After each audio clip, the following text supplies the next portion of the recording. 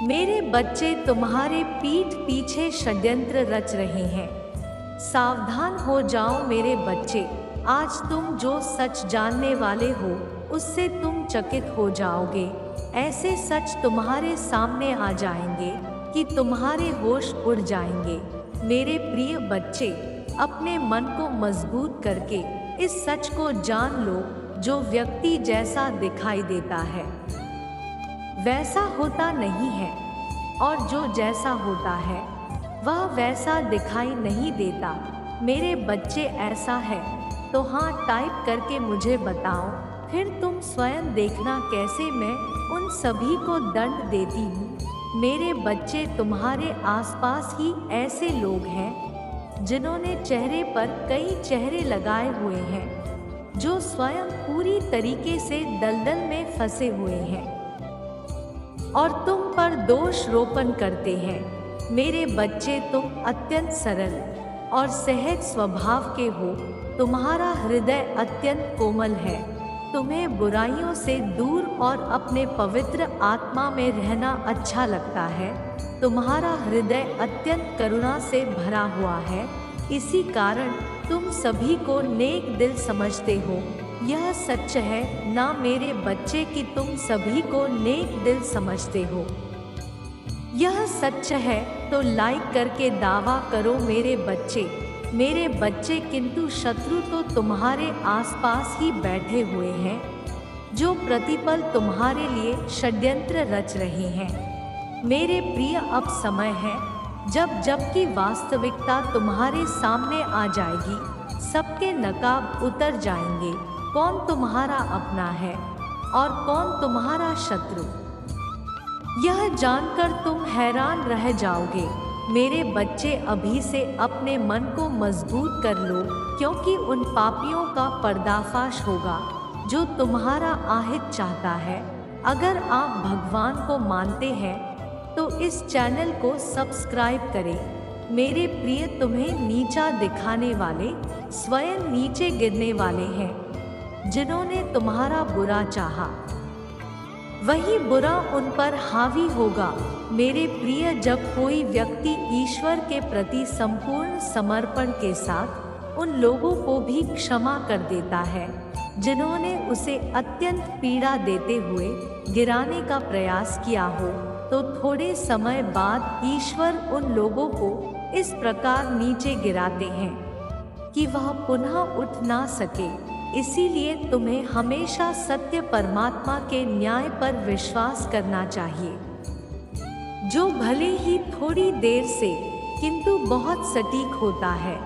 मेरे बच्चे, 444 अंक टाइप करके मुझे बताओ कि किसने तुम्हारे साथ गलत किया है। मेरे प्रिय, सावधान रहो, कौन मित्र है कौन शत्रु यह नहीं कहा जा सकता है। तुम्हारा हितैषी बनकर तुम्हारे पास रहने वाले ही तुम्हारे लिए प्रतिपल षड्यंत्र कर रहे हैं। इसीलिए किसी पर आंख बंद करके विश्वास मत करना, क्योंकि जो दिखता है वह होता नहीं। मेरे बच्चे, आध्यात्मिक अभ्यास बढ़ा दो, स्वयं से और जुड़ने का प्रयास करो। शीघ्र ही तुम्हें न्याय मिलने वाला है। न्याय की डोर स्वयं मैं अपने हाथ में लेने वाली हूँ। एक एक करके सभी के सत्य तुम्हारे सामने उजागर हो जाएंगे।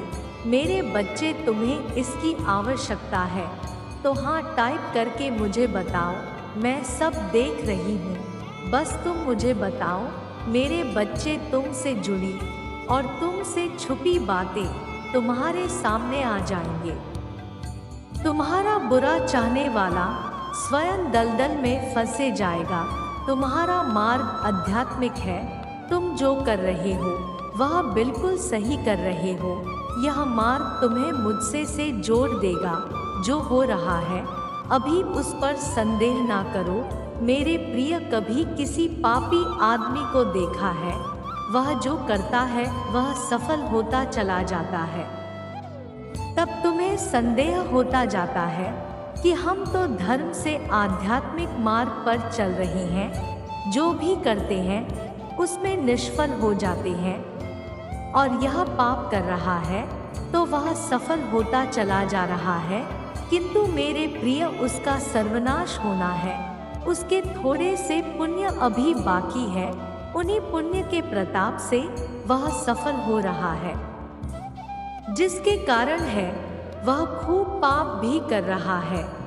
और जिस दिन वह थोड़ा सा पुण्य भी समाप्त हो जाएगा, तो पीछे का पाप और अभी का पाप जब जुड़ेगा और यह पुण्य भी खत्म हो जाएगा, तो उसका सर्वनाश होना निश्चित हो जाएगा। मेरे प्रिय, तुम पाप का मार्ग कभी भी मत चुनना।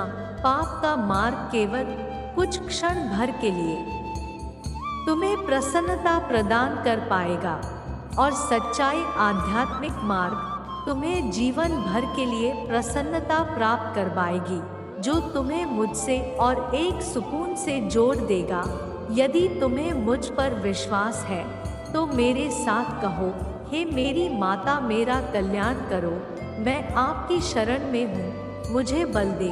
मैं आपकी शरण में हूँ, मुझे सुरक्षा प्रदान करें। मैं आपकी शरण में हूँ, मुझे सदैव सच्चाई के मार्ग पर आगे बढ़ाते रहना। मेरे बच्चे, क्या तुम्हें इसकी आवश्यकता है तो इसे करके चैनल को सब्सक्राइब करो। मुझे पता चल जाएगा कि तुम्हें इसकी आवश्यकता है। मेरे बच्चे पूत के पाप पालने में ही दिख जाते हैं। यह कहावत तो तुमने सुनी ही होगी। ठीक ऐसा ही आज हुआ है। आज एक व्यक्ति का चेहरा बेनकाब हुआ है। वह व्यक्ति तुम्हारे साथ जो भी खेल रहा है, उस खेल का पता चल गया है। बड़ी सफाई से जो राज उसने छुपा के रखा था, अब वह सबके सामने आ चुका है। वह एक बहुत ही धूर्त व्यक्ति है। रिश्तों को किस तरीके से फंसाया जाता है, उसे यह अच्छे से पता है, और इसी कला से उसने तुम्हारे रिश्ते कड़वा बना दिया है। उसके षड्यंत्र का पता चल चुका है। वह तुम्हारे हर रिश्ते में फूट डालने की कोशिश कर रहा है, ताकि तुम निराशावाद हो सको। उसमें सबको ठगा है, और अब वह तुम्हारे हर रिश्ते को ठगने की कोशिश कर रहा है। वह चाहता है कि तुम्हारे हर रिश्ते तुमसे दूर हो जाएं। वह तुम्हारे खिलाफ सबके मन में गलत फहमी पैदा करना चाहता। उसे अपने जज्बातों से खेलने मत दो मेरे बच्चे। वह तुम्हारे इन्हीं सब बातों का फायदा उठाकर तुम्हारे बीच दरार पैदा कर रहा है। वो यह अच्छे से जानता है कि किस व्यक्ति से किस तरीके से बात करना है, और सबकी स्थिति को समझते हुए वह अपनी चाल को अंजाम दे रहा है। ऐसी बीमार मनोस्थिति वाले व्यक्तियों से तुम्हें खुद को दूर रखने की आवश्यकता है। तुम जिन भी लोगों को अपनी सफाई देते हो, वह तुम्हें अनसुना कर देते हैं। मन से तुम बहुत ही निर्मल व्यक्ति हो। दूसरे चाहे कितनी भी गलतियां करें, तुम हर बार उन्हें माफ कर देते हो, और इस बार भी तुमने कुछ ऐसा ही किया है। लेकिन वह तुम्हारे इस माफी के लायक नहीं है। वह कल फिर से ऐसी कोशिश करेगा और तुम्हारे रिश्ते में दरार लाने की कोशिश करेगा। अब तुम्हें निर्मल नहीं रहना है, बल्कि सख्त बनना है। तुम्हें उस दुष्ट व्यक्ति को अपना जवाब भेजना है। तुम्हें उसे बताना है कि तुम दुर्बल नहीं हो। वह तो तुम्हारी अच्छी नियत थी, इसलिए तुम इतने समय तक चुप रहे। लेकिन अब पानी सर से ऊपर जा चुका है, और अब तुम उसे यह दिखाओगे कि उसने क्या गलतियां की है। अब अपने जवाब में तुम मुझे गुरूर बनकर दिखाओगे, और उसे बताओगे कि जो वह काम कर रहा है, उसे उसका भला नहीं होने वाला। नकारात्मकता में पलने वाला व्यक्ति कभी भी सकारात्मक नहीं हो सकता। वह व्यक्ति जहाँ भी जाएगा, अपनी नकारात्मक छाप छोड़कर ही आएगा। अब उसे मैं दंडित करूंगी। अब वो मेरे प्रकोप का भागी बनेगा। मेरे प्रकोप से उसकी नकारात्मकता खत्म हो जाएगी। उसने इस संसार को बहुत दुख दे दिए हैं। और उसके दुख देने के दिन पूरे हो चुके हैं। उसने अपने पाप के घड़े को खुद ही भर लिया है।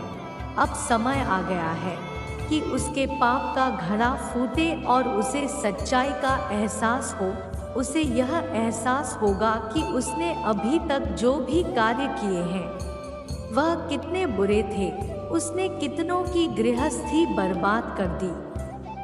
अब उसे पछतावे के आंसू नसीब होंगे। वह दिन रात रोएगा और अपनी करनी के लिए माफ़ी मांगेगा, लेकिन जब तक वो अपनी सज़ा को पूरा नहीं कर लेता तब तक उसे शांति नसीब नहीं होगी। अब तुम उसकी चिंता मुझ पर छोड़ दो मेरे बच्चे। अब वह मेरा कैदी है। तुम बस अपने कर्म पर ध्यान केंद्रित करो।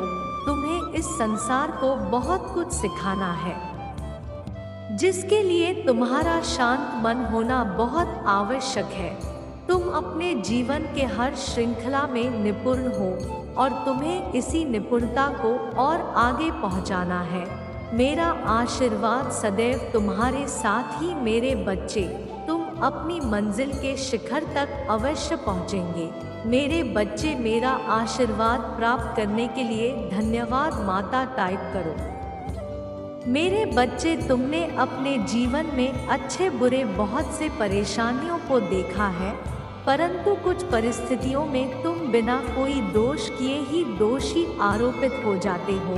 तो कुछ परिस्थितियों में यदि तुम किसी का भला करने जाते हो तो उल्टा तुम्हारे साथ ही बुरा व्यवहार करते हैं और तुम्हारी हंसी उड़ाते हैं, जिसके कारण तुम्हारे मानसिक स्थिति में परिवर्तन आ जाता है और तुम क्रोधित होकर दूसरों की भलाई करने की इच्छा त्यागने का विचार करने लगते हो।